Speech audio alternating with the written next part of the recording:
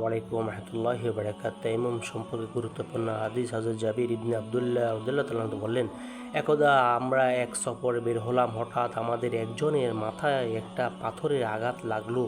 ফলে তারা মাথাকে আহত করে দিল। এরপর তারা স্বপ্নদোষ হলো এবং সে তার সাথীদেরকে জিজ্ঞাসা করলো, তোমরা কি এই অবস্থায় আমার জন্য তায়াম্মুমের অনুমতি আছে বলে মনে করো? তারা বলল, তোমার জন্য অনুমতি আছে বলে মনে করি না, কেননা তুমি পানি পাচ্ছ। সুতরাং সে গোসল করলো আর এতে সে মারা গেল।